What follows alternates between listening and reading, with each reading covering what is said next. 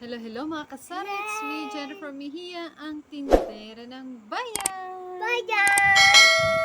So yan mga kasari, kamusta po tayong lahat? Kamusta naman po ang benta ngayong tag-ulan? Diba? Tag-ulan, may bagyo kasi kaya malakas talaga ang ulan, no? Ayan, kamusta po kayong lahat? I hope nasa mabuti po tayong kalagayan lahat, hindi po tayo binaha. Okay, so yan, no? Ayan. Kamusta naman po ang ating bentahan? Diba? So, dito po sa aming sari-sari store, hindi naman po siya matumal. Yan. Hindi, ibig ko sabihin, hindi po siya matumal kasi umaabot pa rin tayo sa kota. Yan. Kaya, hindi ko masabi na matumal yung aming tindahan ngayon dahil, yan, kumukota pa rin. Ayan, no? Isa po yun sa pinakamahalaga at pinaka-importanteng gawin dito po sa ating sari-sari store is yung pagkakaroon po ng kota sa ating sari-sari store para po malaman natin kung matumal ba or malakas, no? Or malaki yung kitaan sa araw na yun, no? Kaya maglalagay po tayo ng kota. Ayan, no? Para malaman natin kung kumukota po ba yung ating sari-sari store, para malaman natin yung takbo ng ating negosyo. Okay? So, yan, no? Dito po sa aming sari-sari store, sabi ko nga po is kahit maulan siya, hindi po ganun kahina, no? Hindi siya matumal. Diba kasi nga po kumukota. So, ano-ano nga ba yung items na pinakamabenta ngayong tag-ulan? Okay? Okay. So, yan, alamin po natin kung ano po yung mga items na pinakamabenta ngayong tag-ulan, no? Malamig ang panahon. Ano ba ang gusto ng ating mga customer? So, yan, no? Pag malamig po ang panahon, gustong-gusto po nila magpainit. Hindi po, ayan, hindi po magpainit ng ulo, kundi magpainit ng nararamdaman. No, gusto nilang humigop. I love you too. Yan. Gusto po nilang humigop ng mainit na sabaw, 'di ba? Yan. Ito po yung ating mga noodles. No, importante po talaga na mayroon po tayong noodles sa ating sari-sari store. So kailangan full stock po ang ating noodles, 'di ba? So yan, kanina po deliver po ang Homey. Yan, yung Granville Company. So, yan, dumaan po sila dito sa aming sari-sari store. At, ayan, kumuha po ako ng Homey beef. Opo, Homey beef lang po yung kinuha ko sa kanila ngayon kasi yung nakaraang araw or yung mga nagdaang araw, meron po kasi ako natirang Homey na chicken flavor. So, yun. Pinapalitan ko po sa kanila, open BO po sila. Yun po talaga yung kinaganda sa mga ahente. Open BO po sila. Kaya kapag ka na-expired, papalitan po nila. So, yan. Yung mga na-expired ko po na Homey chicken, pinapalitan ko na po lahat ng beef flavor. So, hindi na po ako kumuha ng chicken.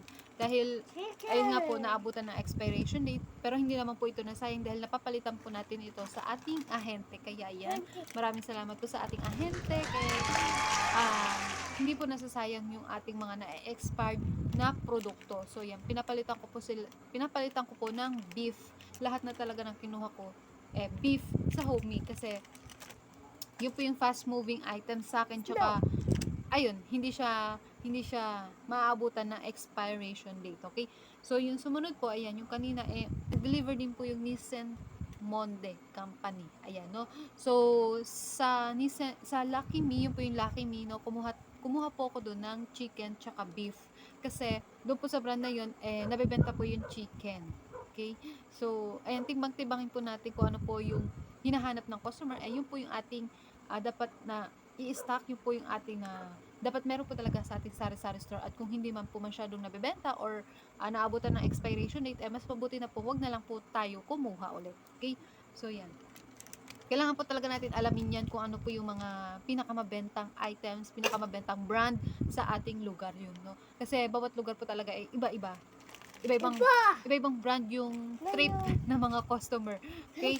So, iba-ibang lugar, iba-iba yung trip na brand ng customer. Kaya kailangan aalamin po natin yan. Okay? So, yun, no? At isa pa pong items na pinakamabenta ngayong tag-ulan is, syempre, hindi mawawala yung alak. Diba? Ayan, yung ating 2x2, pinakamabenta po talaga ngayong tag-ulan. Kasi, all season, all occasion, mabenta talaga ang Ginebra 2x2, diba? So, yan, no? Ano pa pinakamabenta ngayon, anak? tuyo.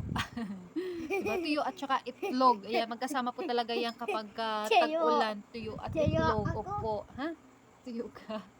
Yan. Tuyo at itlog. Masarap nga naman ang yan talagang pinakamasarap na ulam ngayon tag-ulan. Tuyo at itlog, 'di ba? Yeah, fish. Yan, isaw-saw lang yan sa suka yung tuyo. Aba, napakasarap na ulam niya. No?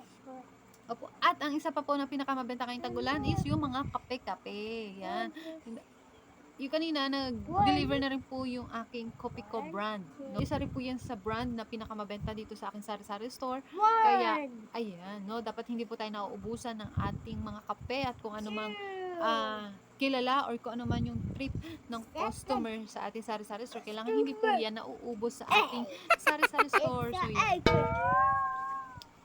So, at mabenta rin po ngayon yung bigas.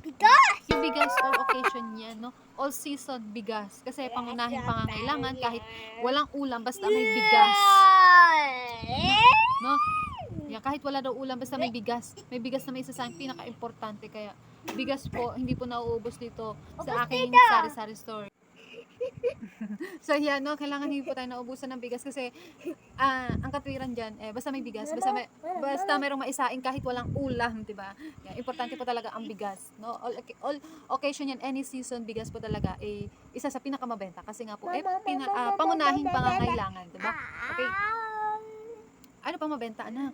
Ano pa yung yung dahilan na pinakamabenta dito po sa aking sari-sari store kaya kumukota po ang ating sari-sari store kahit na tag-ulan, 'di ba? Yan. Ano pa yung nila? Nabebenta. Yun, as of now yun. Yung sabon, hindi yan masyadong mabenta ngayon kasi daw tag-ulan.